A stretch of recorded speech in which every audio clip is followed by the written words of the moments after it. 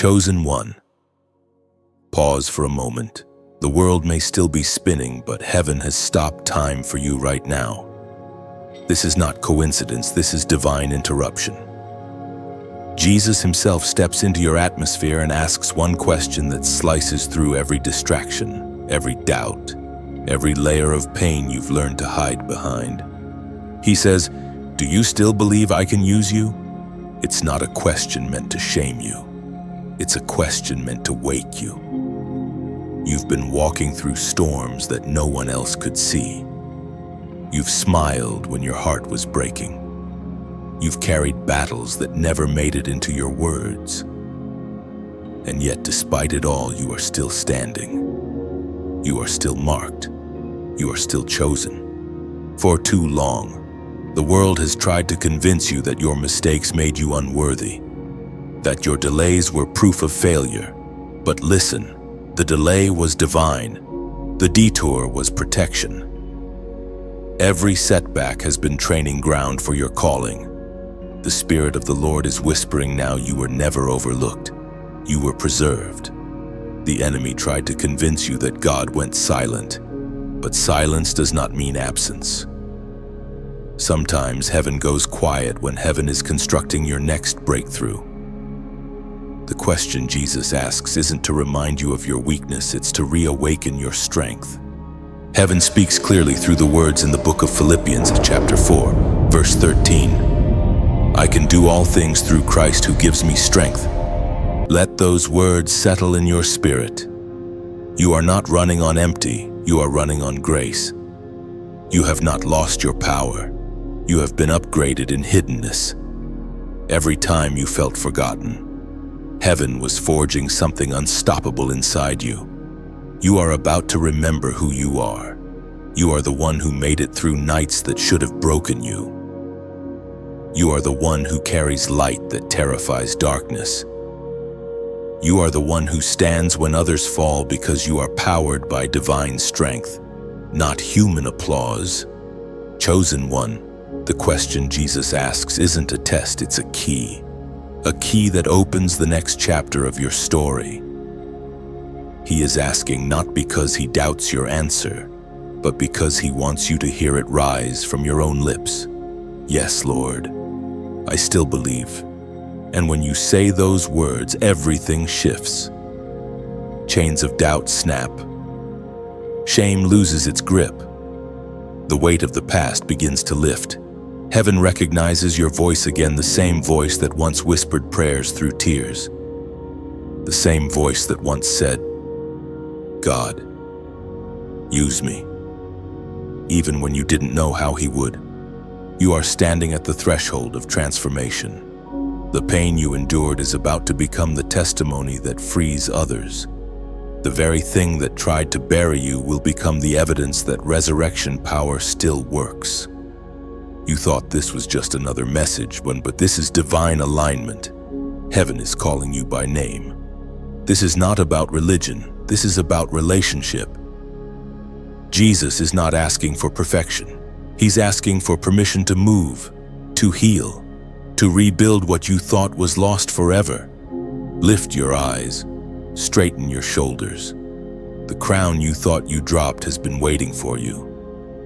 Grace has been holding your seat at the table of destiny. You are not behind schedule, you are right on time for God's plan. The Spirit of God says, rise again. Because your story isn't over, it's being rewritten in fire and faith. So here's what you must do right now.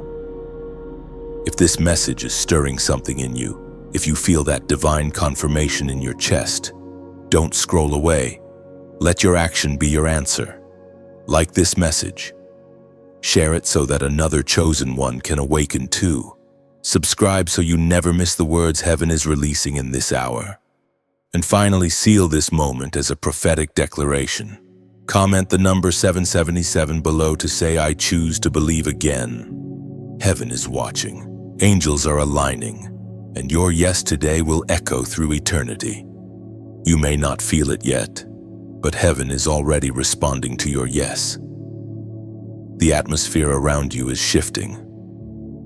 What was once heavy will become holy. This moment marks the turning point. Your heart and your destiny are being rewritten in divine light. The same power that raised Christ from the dead is now breathing inside you. Every dormant gift begins to awaken. Every closed door trembles before obedience. You are walking into a season of supernatural acceleration and favor that no man can stop. You were never meant to blend in. You were meant to blaze. The world needs your voice, your fire, your story, and what once wounded you will now carry healing for others. Stand tall. Chosen one, your light will expose and dismantle the darkness. Heaven smiles as you step forward. The question Jesus asked has found its answer. You are no longer waiting, you are walking. No more hesitation, no more fear. Your yes is the sound of victory. The story continues, written by your obedience. The question lingers in the air long after you whisper your answer. Do you still believe I can use you? Echoes through the chambers of your heart like a song half remembered. As the sound fades, a holy stillness takes its place. In that silence, truth begins to rise. You realize how easily the world has made you forget who you are. You've been walking through the noise of comparison, scrolling through lives that aren't yours, listening to voices that were never meant to define you. Somewhere along the way, you exchanged your divine identity for survival, your calling for comfort, your vision for validation. And yet, Jesus stands before you not angry, not disappointed, but patient. His eyes hold the same love they held when he first called you. You can almost feel the warmth of his gaze cutting through your shame. He is not asking you why you failed. He is asking you why you forgot. Forgotten that you were chosen before time. Forgotten that heaven rejoiced when you said yes the first time. Forgotten that your value was never in what you do, but in who he is through you. It was proclaimed in the second letter to Timothy, chapter 1, verse 7. For God has not given us a spirit of fear, but of power, of love, and of a sound mind.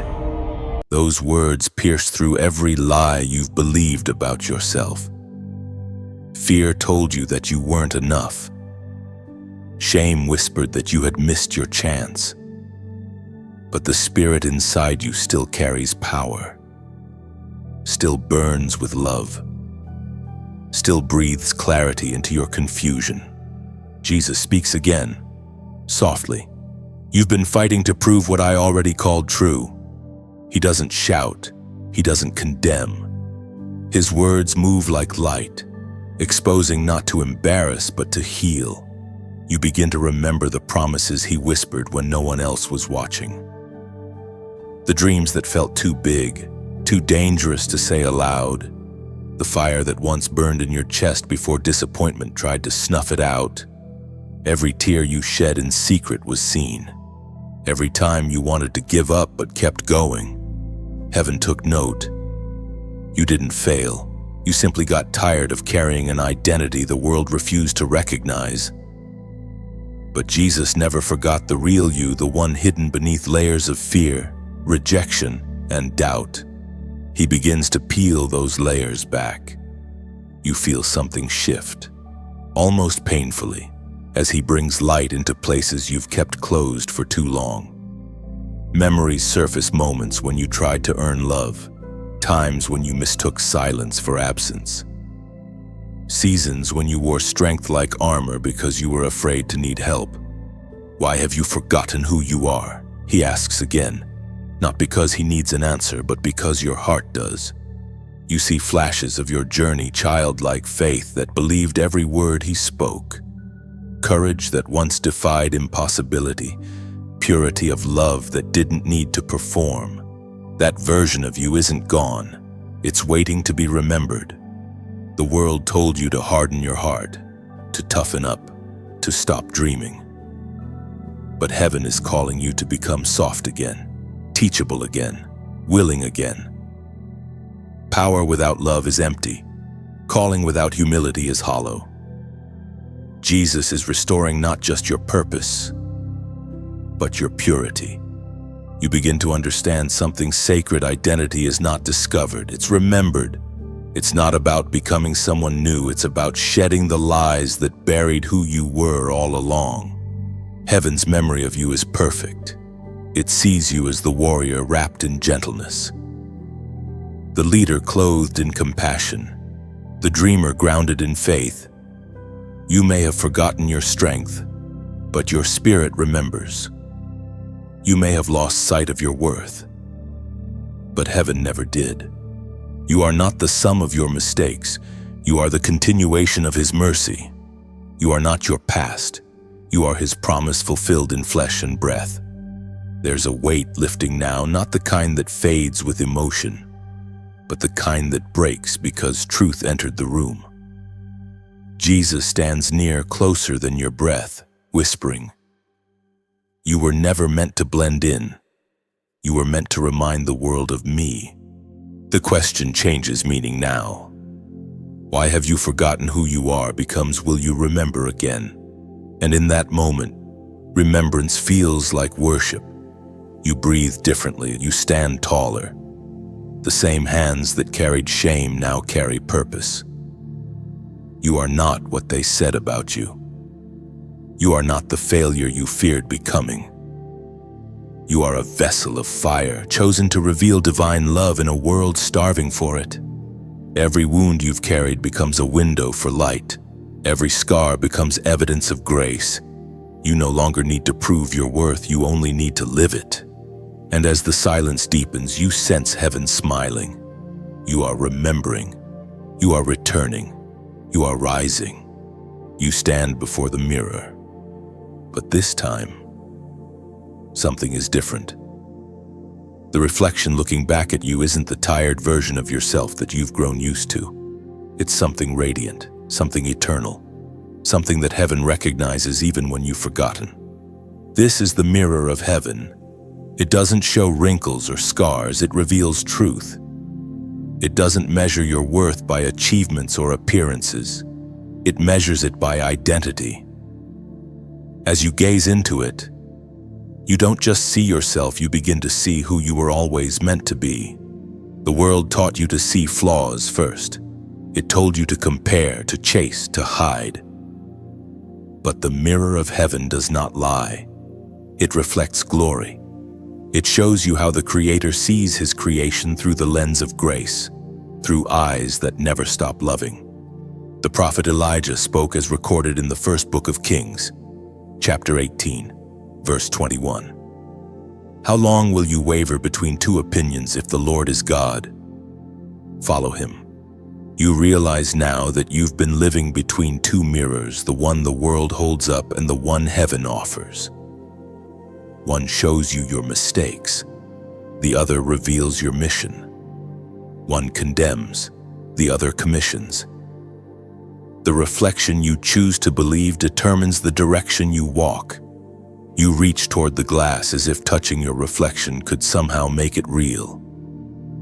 And maybe it can, because every act of faith begins with seeing yourself the way God sees you. You are not fragile. You are favored. You are not forgotten. You are forged. The battles you fought did not break you. They refined you. The enemy tried to make you believe you were too damaged to be used, too scarred to shine, too lost to return. But heaven calls those scars your credentials. Every wound became a signature that says, "I survived by grace." Every tear watered the ground for the harvest you're about to reap. As you look deeper into that heavenly reflection, you realize the truth. The image staring back is not a victim. It's a vessel.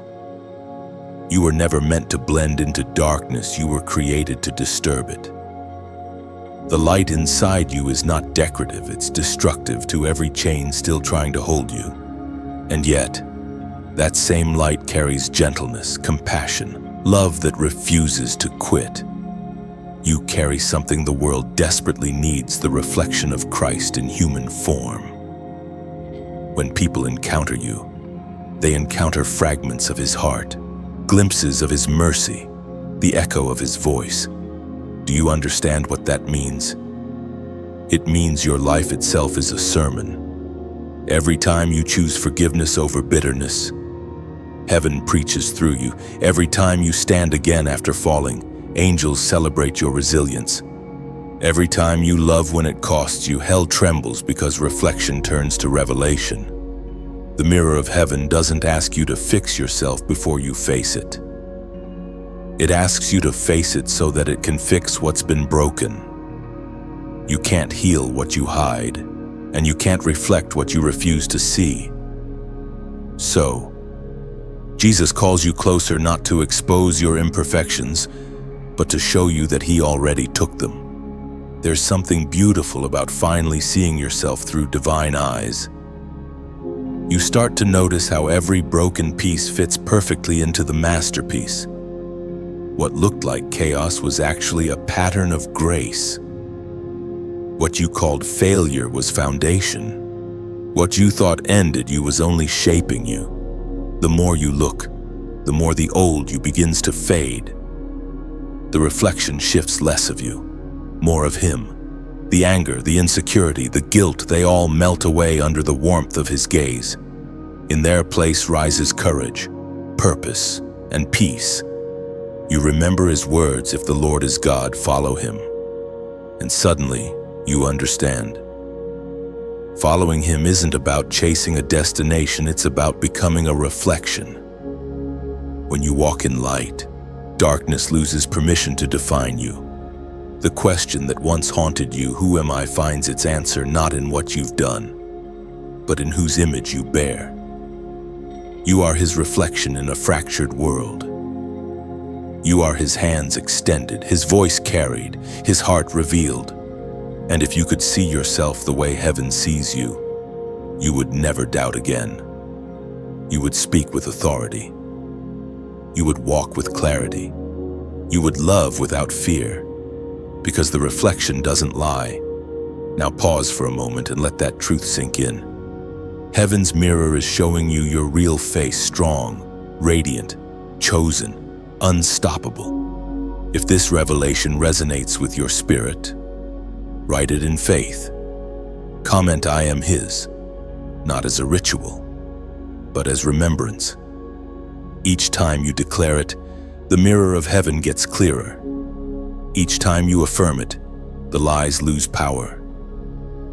This isn't just a comment, it's your reflection speaking back, reminding darkness that you know exactly who you are. You are his reflection, his representative, his reminder to the world that love still wins. There is a weight that has followed you for years, unseen by others, but heavy enough to bend your soul. It sits quietly behind your smiles, hidden beneath your responsibilities, layered inside every "I'm fine" you've spoken when your heart was breaking. It's the weight you were never meant to carry. Jesus looks at you now, and his eyes seem to pierce straight through the burdens you've been holding. There is no anger in his gaze, only compassion, the kind that understands, the kind that heals. He steps closer, not to confront you, but to unburden you. You can feel it in the air. Heaven is making an exchange. The Spirit spoke through the prophet Jeremiah. Chapter 31, verse 25. "I will refresh the weary and satisfy the faint." That is not a poetic promise. It's a divine transaction waiting to take place in your spirit. For too long, you have carried what was never yours. You have shouldered other people's expectations, their disappointments, their chaos. You have tried to save everyone while quietly losing yourself. And yet, Jesus whispers, "You don't have to carry this anymore." He reaches for the invisible weight on your shoulders, the guilt, the fear, the exhaustion that's become so normal you hardly notice it anymore. He begins to lift it, piece by piece. Memories rise to the surface, the moment you felt responsible for someone else's pain. The time you believed that peace could only come through perfection. The years you mistook performance for purpose. You have been walking through life as if strength meant silence, as if being chosen meant carrying everything alone. But heaven never asked you to be a hero. Heaven asked you to be whole. Every time you tried to hold it all together, He was watching. Every time you whispered prayers too tired to finish, He was listening. You didn't fail Him. You simply forgot that He was never asking you to fix yourself. He was asking you to trust Him enough to let go. Letting go doesn't mean giving up, it means giving over. It means taking the pain you've personalized and placing it in the hands that were pierced for it. The cross wasn't only about salvation, it was also about surrender. He didn't die just to save you from sin. He died to save you from the burden of self-sufficiency. There is freedom in realizing that you don't have to be strong all the time. True strength is found in surrender. When you lay your weight down, grace picks it up. When you stop trying to carry everything, heaven begins to move things you never could. You start to feel lighter as He removes layer after layer. The weight of shame loosens. The pressure to perform fades. The anxiety about being enough melts away. And beneath it all, there is peace steady, still, sacred. He reminds you, you are not what you carry, you are what I've called. The enemy's oldest trick has always been to load your spirit with burdens that do not belong to you, guilt that was never yours to keep, responsibilities that belong to God alone. You've been apologizing for being human when heaven celebrates that you are chosen. Jesus kneels beside you now and begins to speak softly. You were never meant to carry the weight of every outcome. You were never meant to hold together what only my hands can sustain. Rest and let me be God. Those words settle deep. Rest, it's not a luxury, it's obedience. To rest is to trust that the one who began the work is faithful to finish it. You are not delaying destiny by resting, you are aligning with it. As you release the final fragments of the burden, your spirit exhales for the first time in years. You can feel His peace seeping into the spaces that once held pain. The exhaustion doesn't vanish all at once, but something inside you changes. You are learning how to breathe again. In the stillness, you sense heaven celebrating, not because you did something spectacular, but because you finally stopped trying to do everything. This is the paradox of faith. The more you surrender, the stronger you become. You lift your eyes and realize the path ahead looks different. It's not easier, but it's lighter. You are no longer dragging yesterday into tomorrow. You have given the weight to the one who knows how to carry it. And for the first time, you understand the beauty of His invitation, come to me, all you who are weary. You were never called to walk crushed by the weight of what He already carried. You were meant to walk free, light, unburdened, radiant with peace. As you move forward, your steps are steadier, your heart softer, your spirit stronger. The chains of exhaustion have fallen, and in their place is joy. The kind of joy that doesn't depend on circumstance. The kind that only comes when heaven carries what you no longer need to. This is what it means to live as the chosen, no longer crushed under burdens, but crowned with grace. Section 5. There is a question that echoes through eternity. One that Jesus asked not just of His disciples, but of every heart that has ever loved Him. Will you still follow me when it hurts? It is easy to follow when the path glows with light, when prayers are answered quickly, when blessings flow like streams. But the real test of faith begins in the dark, when obedience costs comfort, when surrender feels like loss, when God's silence stretches longer than your strength. You know that season well, don't you? The nights when you said, "God, I trust you," while everything inside you trembled. The moments when obedience looked like walking blindfolded through a storm, guided only by a whisper. Those were not signs of weakness. They were proofs of faith. As Jesus once told his followers, the narrow road was never meant to be easy. It was meant to be holy. Every step you take on that path carves the shape of trust deeper into your soul. You have not been walking in circles. You have been walking into purpose. The word reminds us in the Gospel of Matthew, chapter 16, verse 24. Whoever wants to be my disciple must deny themselves and take up their cross and follow me. That is not an invitation to suffering, it is an invitation to transformation. The cross is not a symbol of loss, it's a doorway to power. You cannot carry glory without also carrying sacrifice. But in the weight of that obedience, you discover a kind of peace that the world cannot counterfeit. There is something sacred about those who keep walking even when it hurts. Heaven calls them the brave ones, the ones who still sing in the fire, still believe in the valley, still love when they are misunderstood. You are one of them, and maybe right now, you are walking through your own kind of fire. Maybe faith feels expensive and obedience feels heavy. But remember this, the presence of pain does not mean the absence of God. Sometimes it's proof that you are closer to your breakthrough than ever before. You are not walking alone. Every step you take through hardship plants seeds that others will one day harvest. Your perseverance becomes someone else's permission to keep believing. The wounds you carry will one day speak healing to those who think they're too broken to begin again. That is the beauty of following Jesus. It always multiplies. Every act of love, every word spoken in faith, every quiet yes whispered in the dark becomes light for someone else's path. And so, as this message reaches your heart, I want to gently remind you of something sacred. These words don't appear out of thin air, they are like lamps lit in the night, and every flame needs oil. If these words have touched you, help pour a little oil into this lamp, like this message, so its light doesn't fade. Share it, so another soul lost in the dark can find their way home. Subscribe, so you'll always have a light waiting when your own grows dim. And if the Spirit nudges your heart, you may choose to sow a seed, a small offering, a donation, a single drop of gratitude. Think of it as placing your own candle beside ours.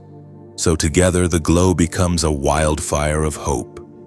This is not an obligation, it is an invitation. Giving here is not payment, it's partnership. It's the quiet miracle of saying, "Let my light join with yours." When you give, you're not funding words, you're fueling wonder. Like a river fed by many unseen springs, your drop joins others, and soon a stream becomes a flood. That is how revival begins, not with noise, but with hearts moved by love. So if you feel led, let your hand become part of this divine story. Your support keeps the message alive, your kindness keeps the light burning, and your generosity becomes proof that love still wins. You are not being asked, you are being trusted. You are not being pressured, you are being invited to build something eternal. So keep walking, even when it hurts. Keep believing, even when you can't see the full picture. Because the path of the chosen one is not built on ease, it's built on eternal impact. Jesus sees your sacrifice, your obedience, your heart. And every step you take toward him becomes another line written in the story of glory that only you could live. This isn't the end of your journey, it's a new beginning. And as you walk forward, the same voice that once asked, "Will you still follow me when it hurts?" now whispers with pride, "You're still here." And that's enough. You walk lighter now, carrying peace instead of pressure. Each step becomes a prayer. Each breath a quiet hallelujah. Heaven records your perseverance as worship, written in invisible ink across eternity's pages. The fire didn't burn you. It branded you with purpose. Your endurance became your offering, your faith your fragrance. Keep walking. Chosen one, The story God writes through you is not finished yet. There are moments when heaven waits not because it is uncertain, but because you are. The angels stand still watching your hesitation as you linger between the safety of delay and the freedom of obedience. You felt that familiar tug before the quiet voice in your spirit saying, "Now," yet the whisper of fear always answers, "Maybe later."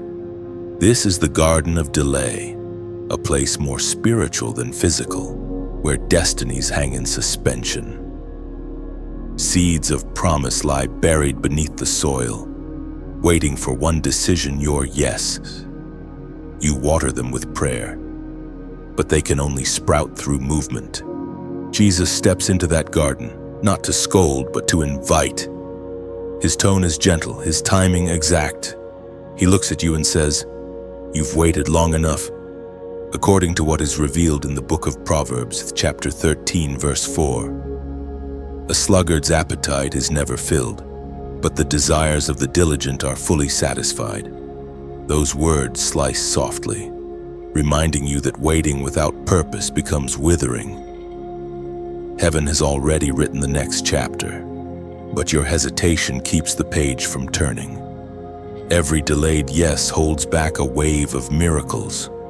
You tell yourself you're waiting for clarity, but clarity often comes only after obedience. When Abraham left his homeland, he didn't see the full map, he followed a single voice. When Peter stepped from the boat, the sea didn't calm. First, it responded to faith. That's the mystery of movement. The miracle follows motion. Many say, "I'll do it when I'm ready." Yet readiness isn't a feeling, it's an act of faith. You don't wait until courage arrives, you move, and courage awakens mid-step. Heaven is not waiting to empower you. Power is waiting to meet you in motion. Jesus knows how much you've carried.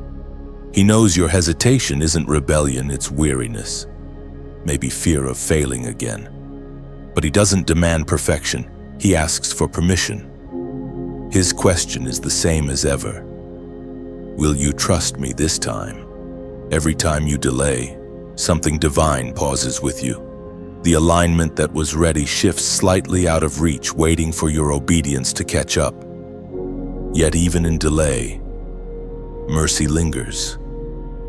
The door hasn't closed, it's just waiting for your hand. Think of a seed still clutched tightly in your fist. It looks safe there, but safety suffocates growth. Only when the seed is released into the soil, into darkness, uncertainty, and faith can it fulfill its design. Your calling is that seed.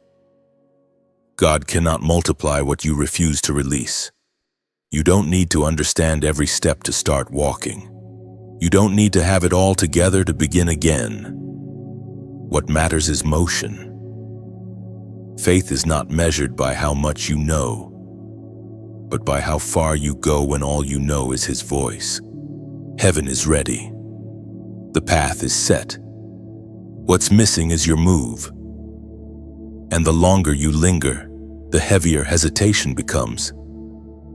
The garden of delay looks peaceful, but it quietly drains passion. You were not born to wait forever, you were born to walk. The Spirit of God whispers, now this is your moment. Not tomorrow, not someday, now. Every time you move in obedience, something ancient in heaven celebrates. Because faith without action is a song unsung, a promise unopened. You are standing on sacred ground, and one step will shift everything.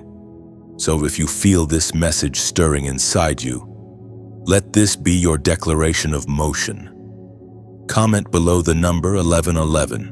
Let that number mean open gate, 4 ones, standing side by side, symbolizing alignment, readiness, and divine permission. It is heaven's pattern for breakthrough, a prophetic code that says, the door is open, and I will walk through it. Don't treat it as superstition, it's symbolism. A physical act to mark a spiritual moment. When you type 1111, you're telling heaven, I'm done waiting for perfect, I'm choosing obedience. And when you move, The wind will change. What felt delayed will accelerate. What felt impossible will yield. Because when heaven sees motion, heaven releases miracles. You are not behind schedule. You are right on time for divine movement. And this time, you won't just pray for change, you'll become it. When you feel that nudge in your heart, the pulse that says move, don't silence it. That's not anxiety, that's awakening. Heaven is confirming that this is your hour to step forward, to trust that God's timing is not late but layered with purpose. So before this moment passes, mark it. Make it visible. Let heaven and earth see your agreement. Comment, "I am moving now." This simple phrase isn't just a sentence, it's a covenant. It means you refuse to live in almosts. You refuse to let fear win. You choose faith in motion.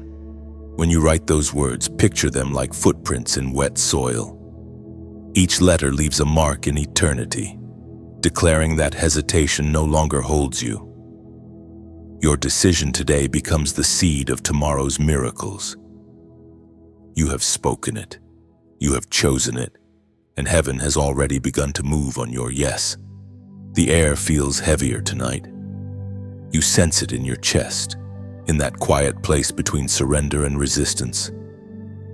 Something inside you wrestles, your flesh pulls one way, your spirit another. This is the war between your flesh and your fire. The hidden battleground no one sees, but heaven watches closely. You've been here before, the crossroads between what feels easy and what feels eternal. The flesh whispers comfort.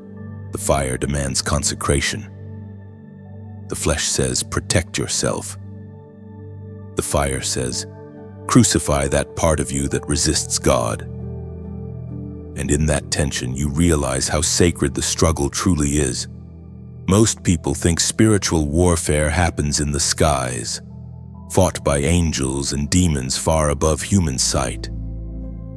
But often, the fiercest battles are fought in silence, behind your ribs, in the secret places where your will and His will collide. The apostle reminds us in his letter to the Romans, chapter 7, verse 19, "For I do not do the good I want to do, but the evil I do not want to do, this I keep on doing." Those words are both confession and comfort. Even the great apostle Paul wrestled with this same conflict. Your struggle does not disqualify you, it confirms your calling. Only those carrying true light attract this kind of resistance. Only those chosen for fire feel this kind of fight. You are not weak because you feel the war. You are alive because you can still hear the clash. Dead hearts don't battle, they drift. But yours, it still burns. And that means the Holy Spirit is still working inside you. There are days your spirit wants to pray, but your flesh wants to sleep. Days your heart wants to forgive, but your mind replays every wound. Days your fire wants to burn for truth, but your fear begs for silence. These contradictions do not make you a hypocrite. They make you human, redeemed and refined in process. Jesus never asked for perfection. He asked for surrender. He knew the war within you would be lifelong, but He promised that His Spirit would fight alongside you. Grace is not permission to sin, it's power to overcome. Mercy doesn't excuse rebellion, it breaks its hold. The war inside you is not proof of failure. It is evidence of transformation. Every time you resist bitterness, light wins ground. Every time you silence temptation, heaven advances through your obedience. Every time you choose prayer over pride, victory echoes through the unseen realm. You have to understand your soul is valuable real estate. Darkness wants to occupy it, but fire claims it as holy ground. That is why the war feels personal, because it is. Sometimes the enemy doesn't need to destroy you. He only needs to distract you. He whispers comfort where God calls conviction. He disguises fear as wisdom, hesitation as discernment. His goal isn't to make you evil, it's to make you ineffective. But your fire knows better. Deep down, you know who you are. The Holy Spirit inside you refuses to let you settle for half-light. You can't go back to the person you were. Your spirit won't let you. Once you've tasted divine purpose, ordinary life no longer satisfies. So when the battle inside rages, stop trying to escape it, learn to listen through it. The fight reveals what still needs surrender. The pressure uncovers what still needs purifying. You are not being punished. You are being prepared. Gold doesn't resist the fire, it relies on it. The flames you feel right now aren't sent to destroy you. They are sent to expose impurities so that your reflection matches His. That's what transformation looks like. It hurts, but it heals. There's a reason Jesus said the spirit is willing, but the flesh is weak. The war doesn't end overnight, but victory grows each time you choose truth over impulse, faith over feeling, humility over pride. This war is not about sin management, it's about identity. Every battle you face is trying to answer one question. Who will you believe you are? The flesh will tell you you're a failure. The fire will remind you you're forgiven. The flesh says, stay down. The fire says, get up, try again. Every time you rise, hell trembles. Every time you repent, heaven celebrates. Every time you refuse to give up, you prove that your faith is real. The greatest warriors aren't those who never fall. They're the ones who keep standing after every fall. God doesn't measure your worth by your perfection, but by your persistence. The fact that you're still fighting means your spirit hasn't surrendered to the wrong side. And maybe that's the real secret. Holiness isn't about never struggling, it's about never giving up in the struggle. The war between your flesh and your fire will shape you into someone the world won't recognize, but heaven will applaud. So take a breath. Feel the weight, but don't fear it. The struggle within is not the end, it's the evidence of becoming. One day you'll look back and realize that what felt like breaking was actually building. When the dust settles, it will be your fire that remains, not your failures, not your fears. Just flame, pure and steady, burning for the one who never stopped fighting for you. You feel it like a gentle ache inside, a longing that isn't entirely sorrow, but isn't peace either. It's the ache of distance between you and your first love. Not the romantic kind, but the holy one. The love that first set your soul on fire when you realized that God actually saw you. This is the invitation back to first love. Jesus stands before you not as a judge, but as the friend who remembers who you were when your prayers were pure and your worship came from wonder, not routine. He whispers, "Do you remember when you first heard me? You remember the nights when you couldn't talk about him without tears. When worship wasn't lyrics, it was life. When faith didn't feel heavy, it felt like breath. You remember the awe that used to silence fear, the joy that used to pour from your soul even when you had nothing. Somewhere along the road, that flame grew dim. You didn't mean for it to happen. It faded slowly, quietly. In the name of responsibility, in the noise of surviving, you still prayed, still believed. But something sacred went silent. You learned how to function without fire. The Spirit spoke through the prophet Hosea, chapter 14.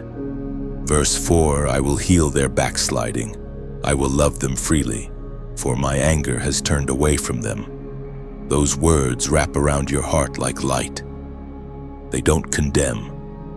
They comfort. They remind you that love never left, it only waited.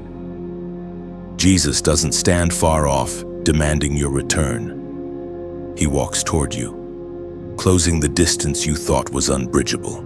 His love doesn't require explanation. It simply restores. He remembers the first yes you ever gave him. The way you said, Use me without knowing what it would cost. He remembers the promises whispered in quiet rooms, the songs you sang when no one was watching. He hasn't forgotten, even if you have. The fire of first love doesn't disappear. It buries itself under ashes, waiting for breath. And that's what he's doing now, breathing again into the embers of your heart. You can feel warmth returning, faint at first, but steady. You see, first love isn't about emotion, it's about priority. It's when nothing else compares to his presence, when everything else bends beneath his will. It's the place where peace isn't a product of answered prayer, but a byproduct of being near him. The world will try to convince you that passion fades with time, that devotion matures into distance, but heaven calls that a lie. Real love doesn't grow colder, it grows clearer. It learns to burn without burning out. You are being called back to that place now. Not to repeat what once was, but to renew what still is. God doesn't want the version of you that performs. He wants the version that simply believes. The one who sits at his feet, not because of duty, but because of delight. The invitation isn't loud, it's a whisper. A gentle pull in your spirit that says, "Come home." The Father isn't waiting to question your absence. He's running to meet your return. The robe, the ring, the feast, they're already prepared. When you step back into first love, everything around you realigns. The noise of fear quiets. The pressure to prove dissolves. You stop striving for what you already have: his favor, his attention, his affection. You realize that he never loved a future version of you. He loved the you that exists right now. This return is not about doing more. It's about being still again. The world tells you to chase. Heaven tells you to rest. The only way to keep the flame alive is to remain near the source. And every time you drift, he will call you back, not to punish, but to remind. There's a beauty in rediscovering simplicity. Prayer becomes conversation again. Scripture feels alive again. Worship feels like home again. The same presence that once met you in your tears is here again, unchanged, waiting only for your attention. You may think, "I've wandered too far," but love doesn't keep distance records. Love only keeps doors open. God is not asking you to climb back to him. He's asking you to open your heart and let him in. The invitation to first love is not a return to the past. It's an awakening to the present. A love that matures but never dulls. A fire that deepens without dying. It's about remembering that you are most yourself when you are near him. So close your eyes. Breathe in grace. Let his presence wash over every weary part of you. Feel the warmth that once defined you flicker back to life. That's not nostalgia, it's resurrection. The flame is alive again, and it will never go out this time. You feel it now, the steady pulse of love rekindled, burning quiet but sure. No noise, no striving, just peace returning like sunrise. The distance is gone, the flame is home again, and so are you restored, remembered, radiant in his embrace. You have learned to hear many voices, voices of expectation, of fear, of comparison. They crowd your mind until silence feels like absence and noise feels like truth. But deep beneath them all, there is one voice that never competes, one tone that never shouts. It is the voice of Jesus the shepherd who calls his own by name. The world is loud, and so are its promises. It tells you that worth is measured by visibility, that success is the same as validation. It speaks in slogans and distractions, feeding the hunger of the flesh while starving the peace of the soul. Yet the voice of the shepherd doesn't sound like that. It doesn't demand attention, it draws it. The word reminds us in the Gospel of John, chapter 10, verse 27. My sheep hear my voice, and I know them, and they follow me. That verse doesn't say his sheep try to hear, it says they do. The ability to hear him is built into your design. You don't have to force it, you only have to tune in. The shepherd is not silent, you've just been standing too close to noise. There's a reason his voice is gentle. Because love doesn't need to shout to be heard.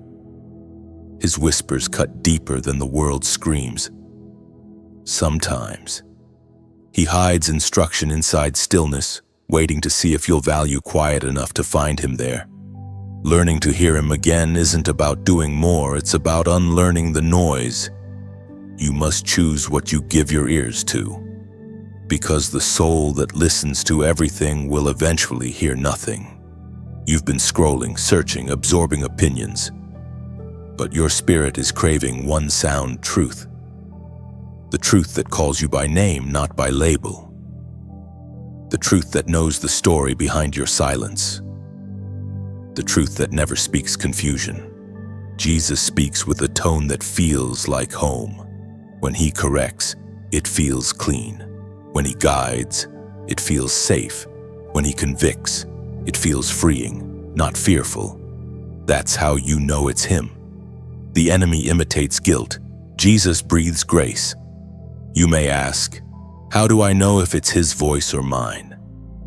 The answer is fruit. His voice always produces peace, clarity, humility, and direction. The counterfeit voice produces panic, pride, and paralysis. Sometimes his silence is part of his speech. When heaven grows quiet, it's rarely punishment, it's preparation. The shepherd doesn't walk ahead shouting instructions. He pauses to see if you'll follow even when you don't see. Trust grows best in the soil of silence. There's a discipline in listening. It's an act of worship. You silence the world so the word can speak. You turn down the volume of fear so faith can breathe. You stop trying to analyze God and start learning to adore him. And slowly, you begin to recognize his rhythm. You notice how peace lingers after he speaks. You realize his voice doesn't demand, it invites. You start craving silence, not because it's empty, but because it's holy. The shepherd's whisper isn't always in words. Sometimes it's a sudden knowing, a peace that makes no sense, a tear you can't explain. His presence communicates beyond language. The more you listen, the more familiar it becomes. So when you hear him say, "Be still," it's not a suggestion, it's a rescue. He knows that stillness restores what hurry destroys. That's why he keeps calling you away from noise, away from chaos, into communion. And when you return to that space, quiet heart, open spirit, you find that his voice never left. It was never gone. It was waiting for your attention. If you feel that tug right now, that subtle peace rising where anxiety once lived, that's him. Don't dismiss it. Acknowledge it.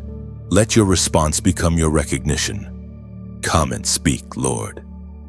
Let those two words be your declaration and your doorway. When you write them, you're not just reacting, you're realigning. You're saying, I am ready to hear again. I'm done letting noise define my peace. And as you speak them, heaven listens. The shepherd smiles because his voice has finally found its echo in you. When you whisper, speak. Lord, it isn't just a phrase, it's surrender in motion. Those words open your spirit like a door. They tell heaven that you are ready not just to hear, but to listen. Every time you say them, silence becomes sacred again. This comment is more than interaction, it's invitation. You're not trying to summon a voice from the sky, you're aligning your heart with the one who already dwells inside. When you type those words, when you create space for God's voice to cut through the noise, it's a declaration that you choose presence over pressure, whisper over chaos. So let your comment be your prayer, your signature on heaven's conversation. When you write, speak, Lord, Imagine it echoing upward like incense rising from your soul. And in return, he will answer not always in thunder, but in peace that floods your chest and tells you he's been speaking all along. There comes a point in every journey where the path splits the way of the crown and the way of the cross. You cannot carry both easily, yet one is hidden inside the other. The glory you seek is wrapped in surrender, and the weight you fear to carry is the very thing that will shape your crown. You have walked long enough to know that obedience always costs something. The crown of purpose cannot be earned. It must be received through the willingness to bear the cross of process. The world tells you crowns come through status, through victory, through applause, but heaven whispers differently. Glory is born in surrender. As Jesus himself declared in the Gospel of Matthew, chapter 16, verse 25, "For whoever wants to save their life will lose it, but whoever loses their life for me will find it." It's a paradox that only faith understands. To gain, you must let go. To live, you must die to self, to pride, to the illusion of control. Yet in that death, something eternal comes alive. You see, the cross and the crown are not opposites. They are stages of the same calling. The cross strips away what cannot last.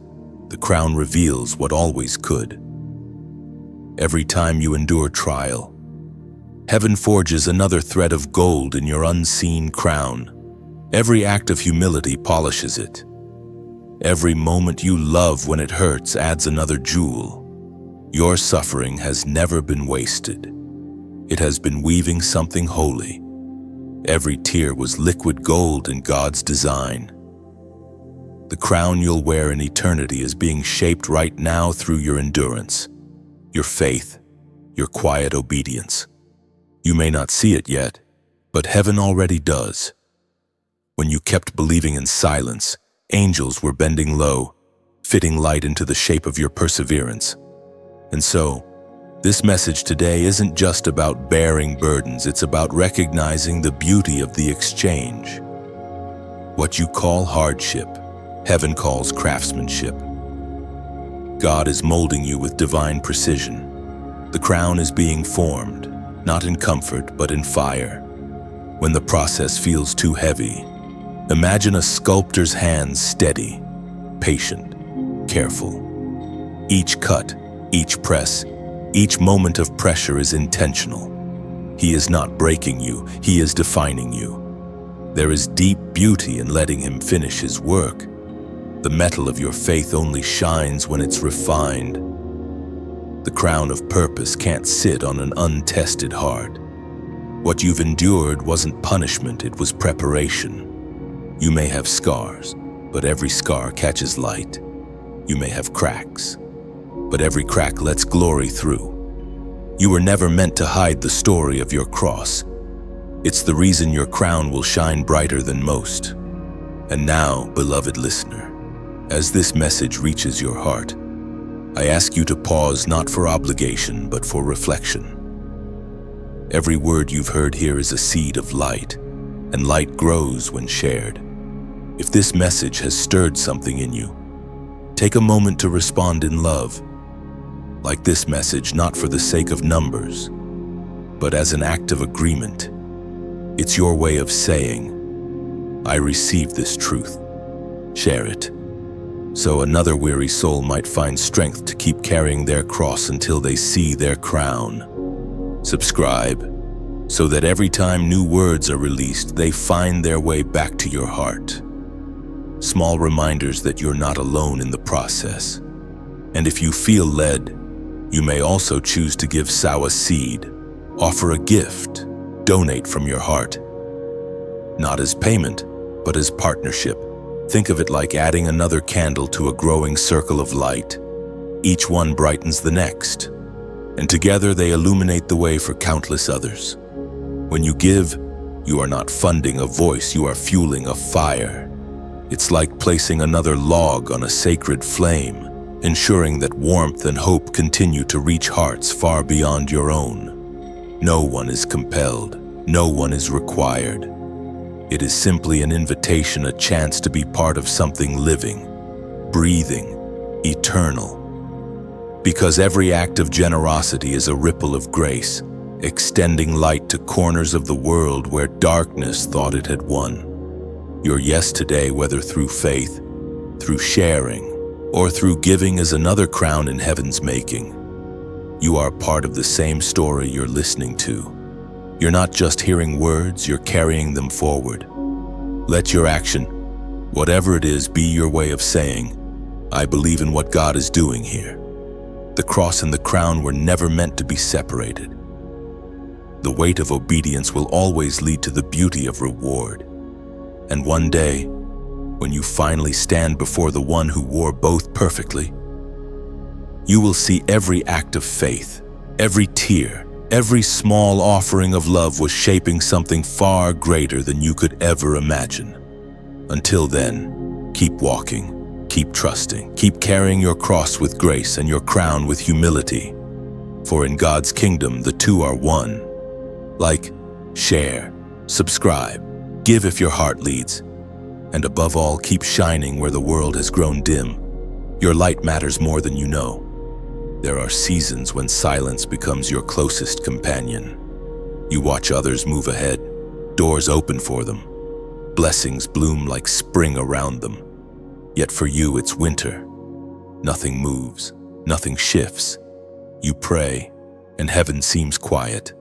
You serve, and no one notices. You give, and it feels like pouring into the void. This is not punishment. This is the hidden season. God hides those he intends to honor.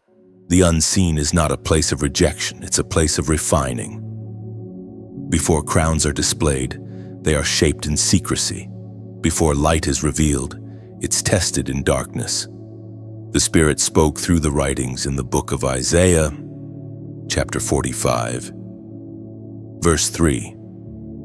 I will give you the treasures of darkness and hidden riches of secret places, that you may know that I, the Lord, who call you by name, am the God of Israel. That promise reveals something holy, that even darkness has its treasures. There are riches buried in seasons that feel like loss. You may not see the purpose now, but heaven sees the pattern. The silence you dread is where God does his most precise work. You are like a seed hidden beneath soil. The seed does not complain about the dirt, nor does it fear the dark. It simply waits. Beneath the weight of the soil, it transforms quietly, unseen. What looks like burial is actually germination. The hidden season is not the end, it's the beginning of growth that roots you deeper before you rise higher. You've mistaken hiding for halting. But God is not withholding. He's protecting. When you are hidden, you are being healed from the opinions of men. You are being purified from the need to be seen. You are being trained to recognize his voice when applause is absent. The hidden season feels lonely, but loneliness can be holy. It's where dependency shifts from people to presence, where you realize that your value was never measured by visibility. Some of the greatest miracles in Scripture happened in hidden places. Moses in the wilderness, David in the fields, Joseph in the prison, Esther in preparation. None of them saw visibility as victory. They saw intimacy as success. If God has concealed you, it's not because he forgot you. It's because he's preparing you for weight. Visibility without depth leads to collapse. God hides you to deepen your roots, to strengthen your foundation so that when the light finally hits, you won't break under the brightness. It's tempting to chase platforms, to crave recognition. But remember, exposure before preparation is exploitation. God loves you too much to let you be seen before you're ready. You are not being delayed, you are being developed. In the hidden season, you will learn to hear whispers that others miss. You will discover that what seems like silence is actually God rearranging things on your behalf. You will learn that favor is not always public, it's often private, shaping unseen outcomes while you wait. You may think, but no one sees my effort. Heaven does. Every unseen act of obedience becomes a brick in the foundation of your calling. The secret place builds endurance. It teaches you to live for the approval of one. The hidden season also detoxes your motives. It reveals whether you love the calling or the crowd, whether your service is born of devotion or validation, whether you're chasing results or relationship. There will be moments when you feel forgotten, moments when your prayers seem unanswered, moments when you wonder if the silence means disfavor. But remember this: the pause of heaven is not punishment, it's precision. God is crafting something in you that cannot be rushed. When the time comes, the same hands that hid you will unveil you. And when that happens, the world will see not just a person, they'll see a product of process. Someone refined by fire and still faithful in silence. Do not despise the cave. The cave is where kings are formed. Do not despise obscurity, it is heaven's training ground for destiny. You are not being buried, you are being built. The longer the hidden season, the greater the harvest. The more painful the pruning, the more powerful the fruit. The silence that feels suffocating now will soon become the space where revelation is born. So breathe. Let patience do its work. Let quietness become your teacher. One day, the very things that once confused you will make sense in perfect symmetry. You will realize that nothing was wasted, not the waiting, not the tears, not the delay. Every moment was a brushstroke on the masterpiece of your calling. And when you finally step into visibility, you won't crave applause, you'll crave presence. Because the hidden place taught you that being seen by heaven is far greater than being celebrated by the world. Stay faithful, even when unseen. The hidden season is heaven's secret workshop, and you, chosen one, are its masterpiece in progress. You've come through the silence, through the refining, through the ache of the unseen season, and now, something in the atmosphere around you begins to shift. You can almost sense it before it happens, the moment of divine exchange. This is where ashes turn into beauty, sorrow becomes strength, and what was once broken starts to bloom again. Every part of your journey that felt wasted is now becoming weight in glory. God never lets pain end in emptiness.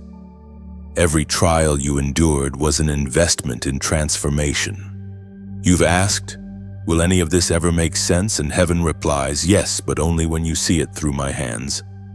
The word of God declares in the book of Isaiah, chapter 61, verse 3, to bestow on them a crown of beauty instead of ashes, the oil of joy instead of mourning, and a garment of praise instead of a spirit of despair. This is not poetic comfort, it's divine economy. God never takes without giving back something greater. The ashes of your failures become soil for fresh fire. The grief you thought would drown you becomes proof that grace still carries breath into broken places. But exchange always requires a release. You can't hold ashes in one hand and receive beauty in the other. You must let go. The Father doesn't demand your surrender. He invites it. He asks softly, will you trade what you've been holding for what I've been preparing? You don't have to understand the process. You only have to trust the promise. God is not asking you to deny your pain. He's asking you to deliver it. Every tear you thought went unnoticed became a seed. And now, the rain of grace falls to make those seeds rise. This moment is sacred. You can feel the exchange beginning even now.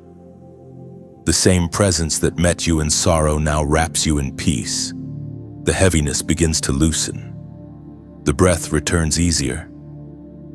The quiet inside doesn't echo with emptiness anymore, it hums with healing. You are standing at the divine table of trade. and Jesus extends his hands toward you. They are scarred but shining, marked by the same love that once hung on the cross. Those scars are proof that beauty always costs something, but it is a price already paid. He whispers, "Give me what's heavy." You do. And in its place, he gives what's holy. That is the mystery of grace. It doesn't just erase, it replaces. God doesn't pretend the fire never happened. He turns the ashes into art. So, as this truth sinks deep into your spirit, don't let it be just a feeling. Let it be an agreement. Mark this moment in faith and in symbol. Comment below the number 888. Let that number mean new creation. 4 8s each echoing the rhythm of resurrection, renewal, and rebirth. It's the number of beginnings multiplied, the sound of heaven's door opening again.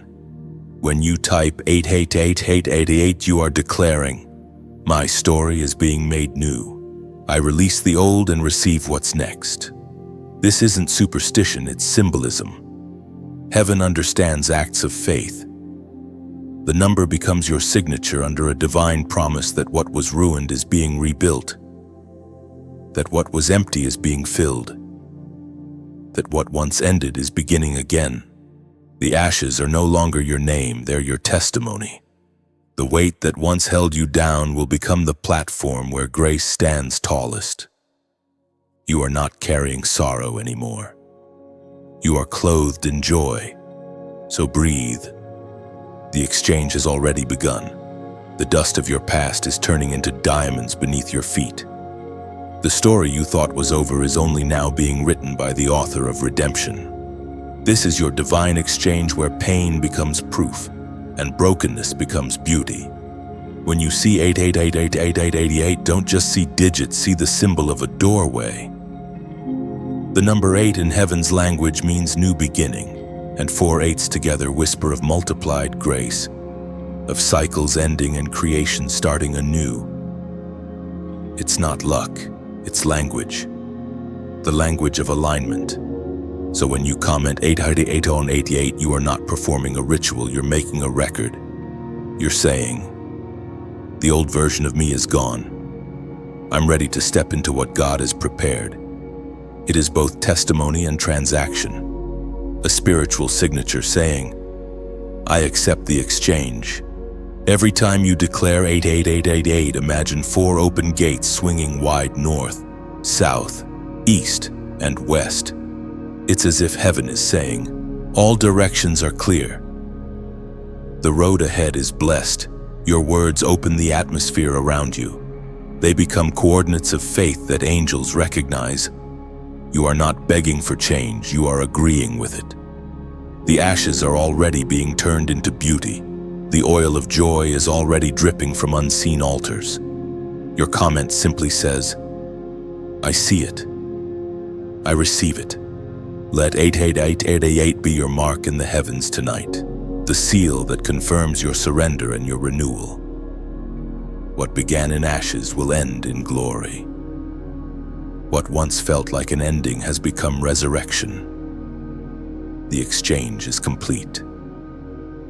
You are new. You never realized that the battles around you were really confirmations within you. Every storm, every attack, every strange opposition you faced was not random, it was recognition. Darkness only fights what threatens it, and you, chosen one, have become a threat. This is the revelation. You now step into the assignment that terrifies darkness. You were not born just to survive the world, but to shift it. Every spiritual battle you fought has been evidence of your importance in the unseen realm. You thought the attacks meant God had abandoned you. They actually meant you were carrying something that the enemy feared would awaken others. The apostle reminds us in his letter to the Ephesians, chapter 6, verse 12. For our struggle is not against flesh and blood, but against the rulers, against the authorities, against the powers of this dark world, and against the spiritual forces of evil in the heavenly realms. That truth changes everything. It means the conflicts in your life are not coincidences, they are confirmations.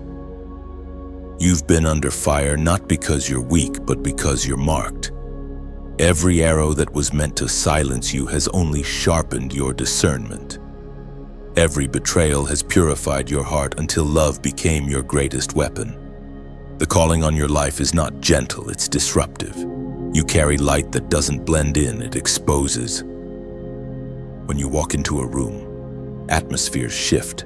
When you speak truth, strongholds tremble. That's why the warfare has been intense. It's because your presence threatens everything built on lies. You were never meant to live small. Heaven did not place eternal fire in you just for comfort. You are a carrier of breakthrough, a living weapon formed from worship, a walking declaration that light still wins. That is why opposition follows you. It's not personal, it's positional, and the enemy recognizes authority before the world does. Every season of attack was actually training. You learned to fight not with anger, but with prayer. You discovered that victory doesn't always look like escape, it often looks like endurance. You found out that standing your ground is sometimes the greatest sermon your life will ever preach. There were days when the pressure felt unbearable, when you wanted to lay down your purpose just to find peace. But what you didn't know was that angels were standing around you, holding back what would have crushed you. The pain you endured didn't prove abandonment, it revealed protection. You are still here because heaven refused to let darkness have the final word. You've been asking, why me? The answer is simple: because you're capable. Because God saw something inside you that could withstand what others couldn't. Because you carry something precious enough to be protected through fire. The weight you've been feeling isn't punishment, it's power. And it's about to be revealed. You were never designed to fight with weapons the world understands. Your worship confuses the enemy. Your forgiveness disarms him. Your compassion dismantles his strategies. Every time you choose love in the face of hate, you advance the kingdom. Every time you speak peace in chaos, you win territory in silence. Your assignment is not ordinary, it is generational. You are breaking patterns that ran through bloodlines, healing wounds that existed long before you were born. That's why the resistance has been fierce. You're rewriting history in your family's story. When you pray, old curses lose their grip. When you stand, future generations gain ground. You carry something that outlives you. That's the true measure of divine calling, not how comfortable it feels, but how eternal its impact becomes. And even now, while you read this, the enemy trembles not because you're perfect, but because you're aware. Awareness is authority. The moment you recognize the battle's purpose, you strip fear of its power. You are not fighting for victory, you are fighting from it. The cross already secured your win. The resurrection already crowned your destiny. Every blow you've endured was absorbed into grace and turned into glory. So lift your head again. You are not surrounded by defeat, you are surrounded by heaven's army. The fire around you is not to destroy you. It's to reveal that you can walk through it without burning. You are a weapon forged by worship, a voice refined by silence, a heart that terrifies darkness simply by beating with hope. The storms that once shook you will soon serve you. The pain that once crushed you will become your pulpit. Every scar is a sermon, now living proof that God turns targets into testimonies. When the world sees your endurance, they will know it wasn't you, it was Him through you. And that's the point. You were never meant to prove your strength. You were meant to reveal His. The battle that terrified you is about to testify for you. Every wound you endured will be used as a weapon of healing for others.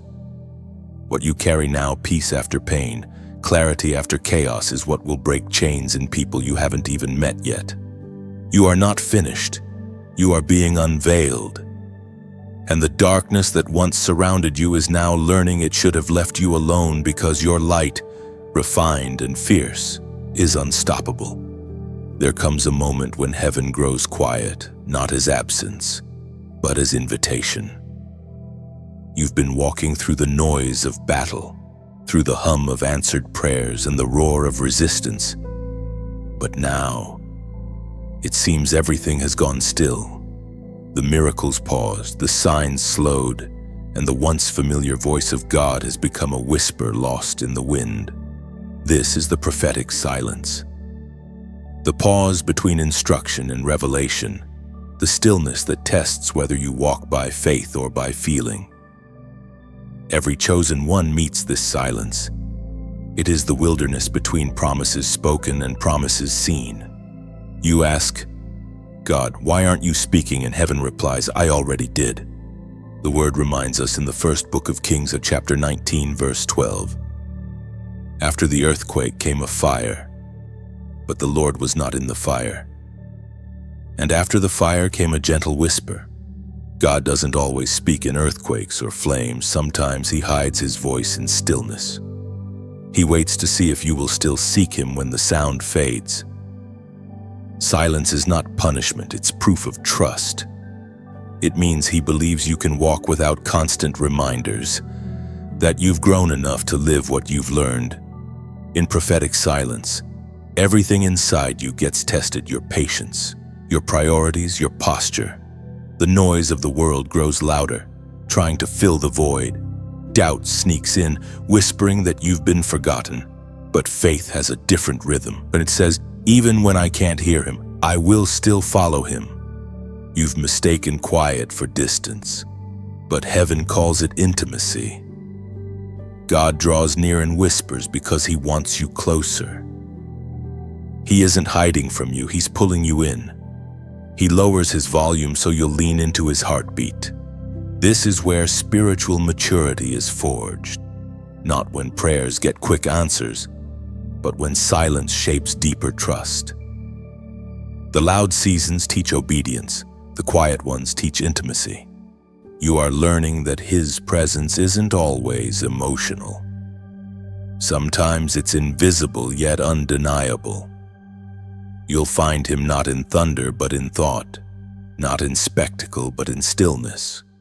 There's a tenderness in the silence if you listen long enough. The absence you fear is actually the presence refining your hearing. God doesn't speak to perform, he speaks to transform. And when he goes silent, he's letting what he already said sink deep into your soul. Think of a teacher during an exam. She doesn't stop caring when she stops talking. Her silence means the test has begun. You already have the knowledge. Now it's time to use it. The silence of God works the same way. It's not abandonment, it's assessment. He's watching what you do with what you've already heard. The prophetic silence reveals whether you followed him for his voice or for his validation. When he stops speaking, do you still seek his face, or do you chase new noise to fill the gap? The chosen must learn that the presence of peace is proof of proximity, even when words are few. You are not being ignored. You are being invited into trust that doesn't need volume to stay faithful. God speaks most clearly to hearts that can rest in quiet confidence. And while you wait, creation itself keeps moving. The stars still obey their circuits.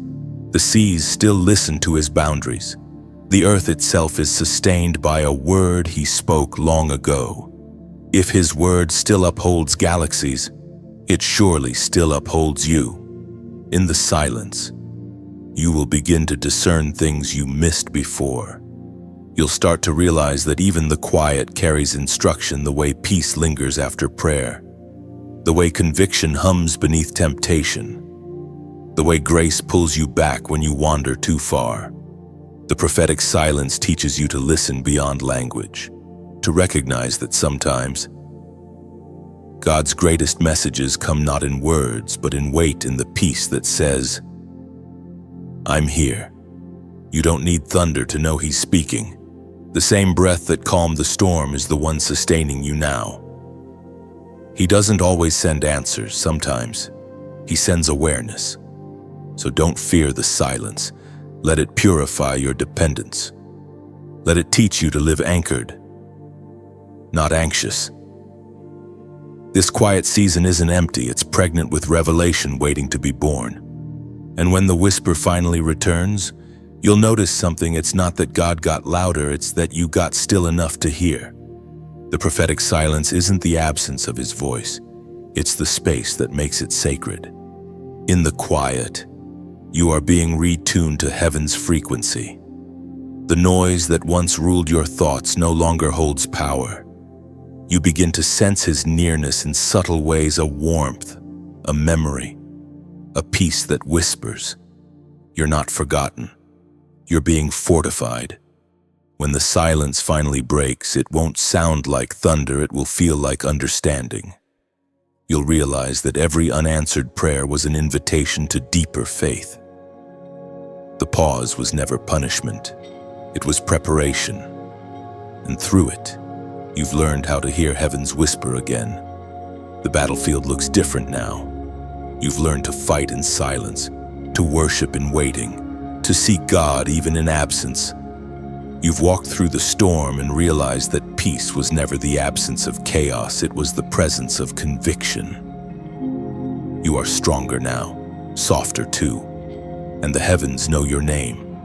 This is the battlefield of glory, the place where struggle becomes strength and surrender becomes strategy. You no longer fear the fight because you've discovered that light doesn't need to defend itself. It simply shines. The same fire that once threatened to burn you has become the flame that fuels you. The word reminds us in the second letter to Corinthians, chapter 4, verse 17. For our light and momentary troubles are achieving for us an eternal glory that far outweighs them all. Those words feel truer than ever now. The pain that once felt endless has revealed its purpose. It was carving space inside you for glory to rest. You were not losing, you were enlarging. The wounds that once ached have become wells that others will drink from. Every bruise has turned into a birthplace for wisdom. You stand, not as someone who merely survived, but as someone who was reshaped by divine intention. The scars on your spirit have become sacred script, spelling out the story of God's faithfulness in letters of light. The battlefield around you isn't defined by weapons, it's defined by worship. Every breath you take in gratitude becomes a banner. Every act of kindness is a strike against darkness. Every time you choose forgiveness, heaven advances another step.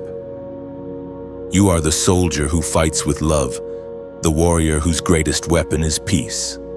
And now, as this message meets your heart, something sacred stirs again, a reminder that the war you've been fighting is not in vain. The kingdom moves because of hearts like yours, those who stand when it hurts, those who still believe when it's easier to run. You are not alone on this field. Thousands of unseen warriors walk beside you, those who have heard the same call, felt the same fire, carried the same cross. Together, you form a living army of light. Every word spoken here, every story shared, is a flame passed from soul to soul. And flames, when gathered, create warmth that can reach the coldest hearts. That is why, if this message resonates deep within you, I invite you to do something simple yet eternal. Let your response become your reflection of gratitude. Like this message, not for the sake of numbers, but as an act of acknowledgement, like lighting a small lantern on the field, letting its glow say, "I am still standing." Share it, not because you're asked to, but because someone else may be fighting silently, needing just one spark of hope to see again. When you share light, it never leaves you. It multiplies. Subscribe so that when new words are released, they can find you again, gentle reminders that you're part of something larger than your loneliness. a rhythm of faith echoing across time.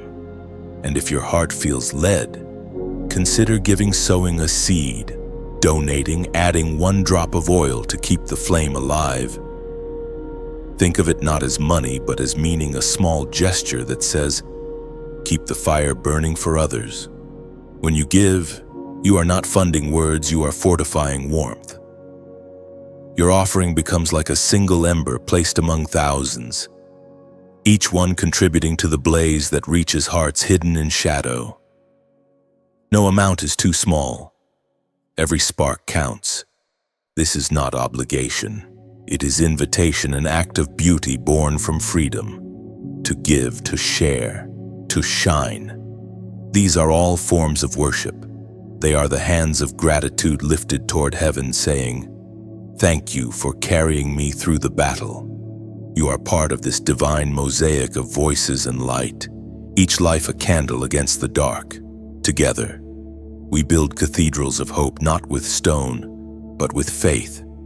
And if this message found its way to your heart, leave a few words below.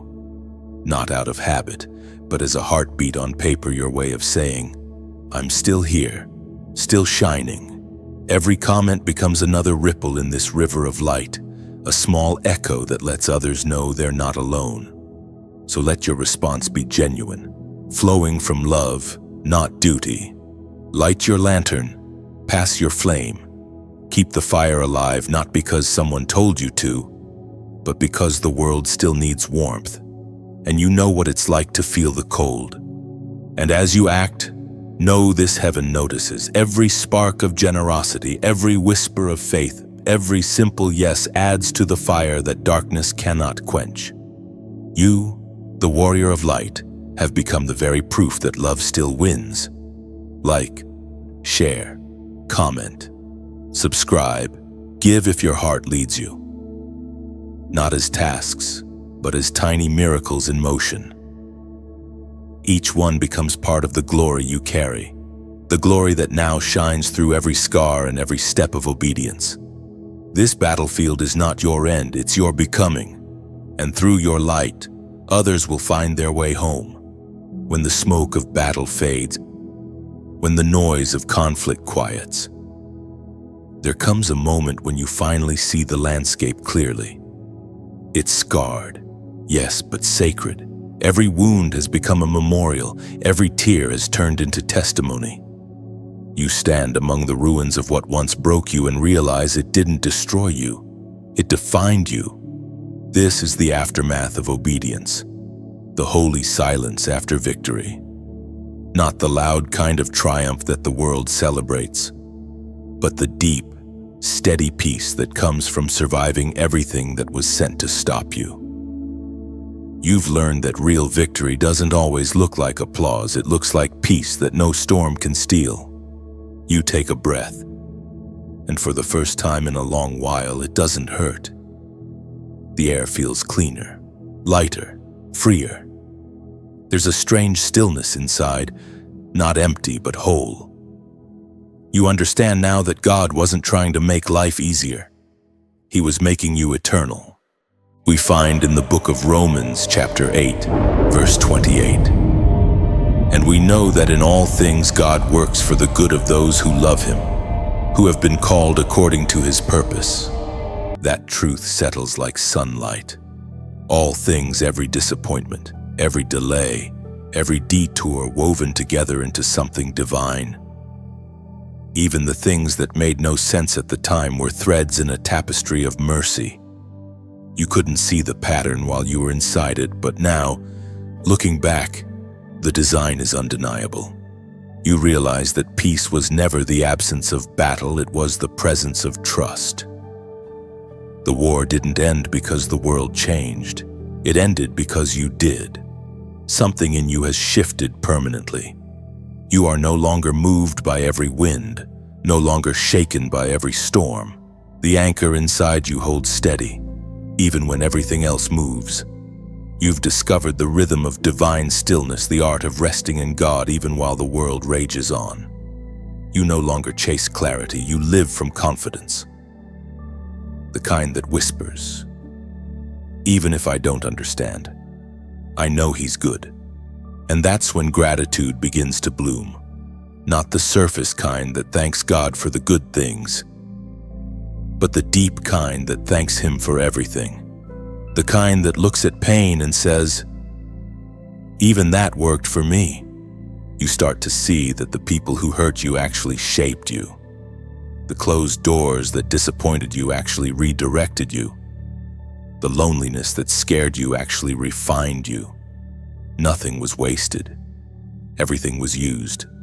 This is the hidden beauty of divine process. God doesn't waste a single moment. Every setback was a setup. Every heartbreak was a holy hinge turning your life toward alignment. You are walking now with a different posture, not pride, not pain, but peace. You carry quiet authority, the kind that doesn't need to announce itself.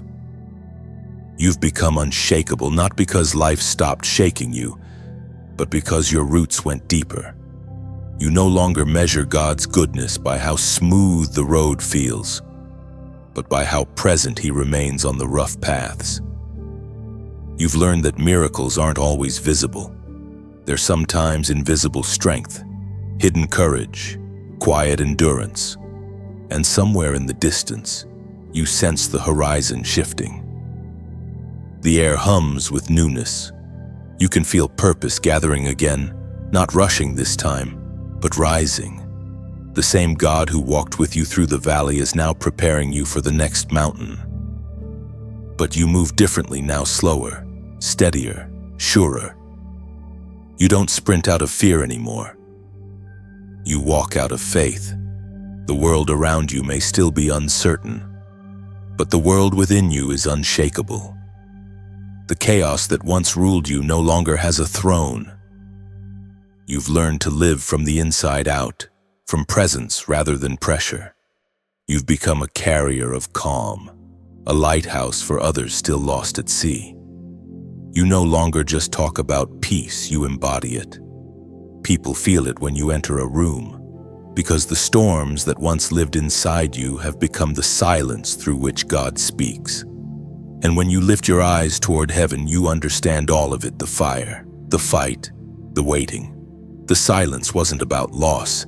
It was about shaping you into someone who could stand here, at peace, unbent, unbroken, full of light. The war refined you. The silence healed you, the waiting taught you, and the victory anchored you. You are not who you were. You are who you were always meant to be. And in this stillness, you finally understand what peace feels like. It's not the end of movement. It's the beginning of meaning.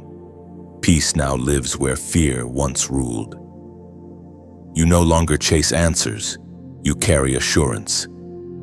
The same hands that held you in pain now lift you in purpose, reminding you that rest is also revelation. You walk slower, but every step is sacred. The horizon no longer frightens you. It welcomes you. You have become the calm after the storm, the living proof that endurance is worship in motion. There is a quiet glow that follows those who have walked through fire and refuse to lose their faith.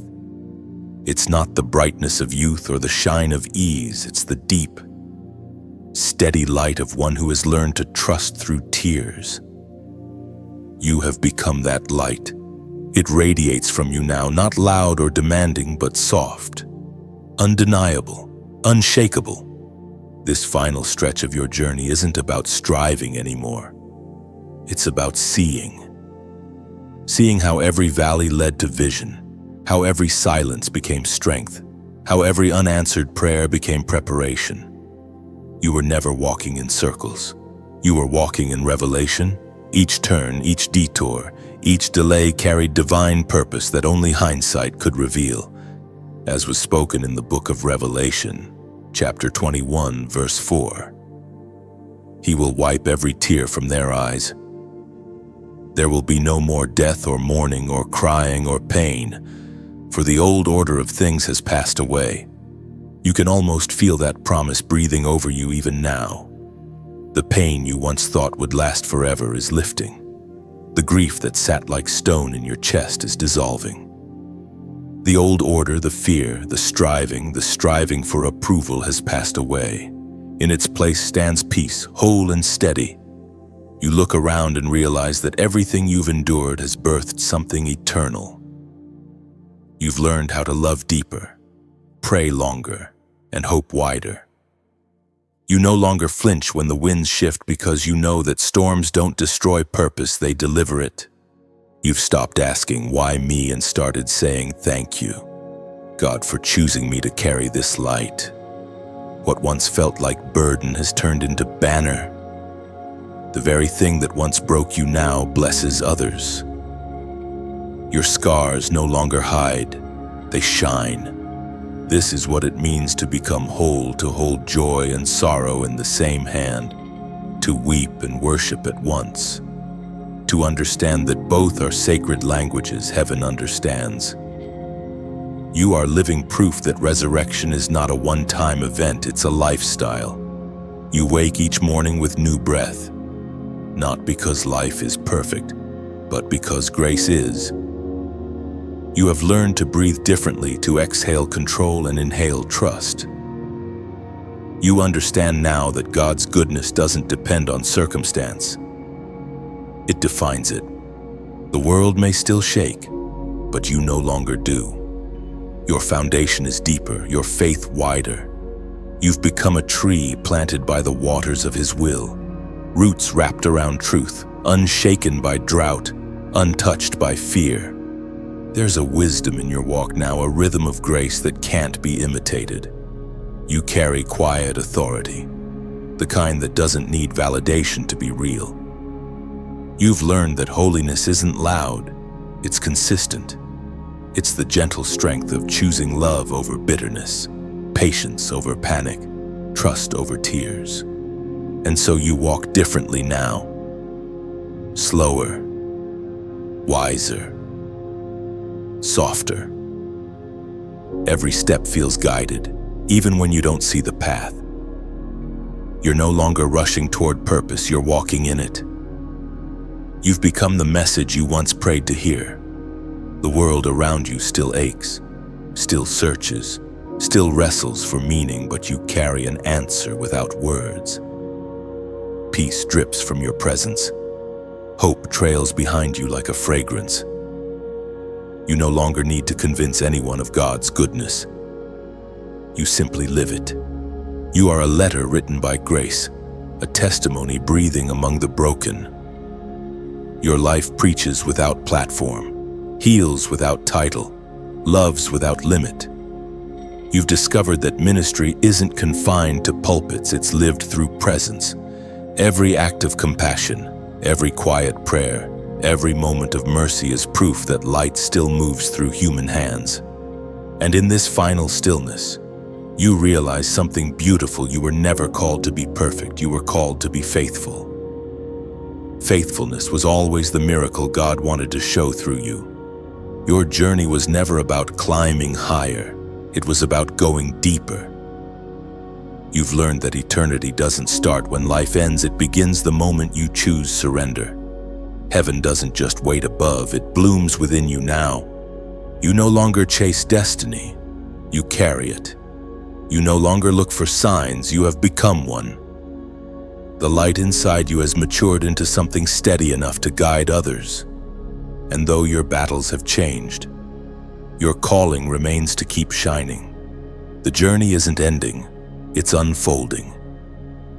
Each breath, each prayer, each step continues the divine story written through your life. You've become living scripture, a modern psalm of survival, surrender, and strength. So stand here in this holy calm, between what was and what will be. Look at your hands still trembling, yet still open. Look at your heart scarred, yet soft. This is victory. Not the kind that shouts, but the kind that breathes quietly and says, I made it, and I'm still kind, because kindness after battle is the highest form of strength. Forgiveness after betrayal is the truest form of faith, and peace after pain is the greatest proof of God. You are not at the end, you are at the unveiling. The masterpiece is complete not because you are flawless, but because you are faithful. The journey continues, but now, you walk not as a seeker, but as a carrier of light. You are the proof that heaven still writes stories through human hearts. The journey has reached its quiet close, but something in your spirit knows it isn't truly ending. Every word that reached you, every moment that stirred your heart, was never just content. It was conversation. Heaven spoke and you listened. And now, the light that found you here will keep moving through you. If these words have rested in your soul, if they have strengthened you in your storms or whispered peace into your nights, let them keep breathing. Like this message, not out of routine, but as a way of saying, "This light lives in me now." It's a small gesture with eternal weight, a silent thank you that tells heaven you received what was meant for you. Share it, not because you must, but because light was never meant to be kept. Somewhere, someone is standing on the edge of giving up, and your share could become their turning point. Think of it as passing a torch across time, one flame at a time. Subscribe, not to follow noise, but to stay connected to the sound of peace that keeps calling you forward. This isn't just a page, it's a meeting place for those who still believe that faith, hope, and love are stronger than fear. And if your heart feels led, give whatever that looks like for you. A seed, a gesture, a drop of oil to keep the flame alive. When you give, you're not just supporting words, you're sustaining warmth. You become part of the flow that carries light into unseen places, touching hearts you may never meet. Leave a comment if something here awakened you. Your words are echoes of courage. They let others know they're not alone. Together, your voices form a constellation of faith, scattered yet shining across the same sky. So as this chapter closes, remember you were never a spectator. You were always part of the story. Carry what you found here into your tomorrow. Light your lamp, keep it burning, and let your life be the message that never ends.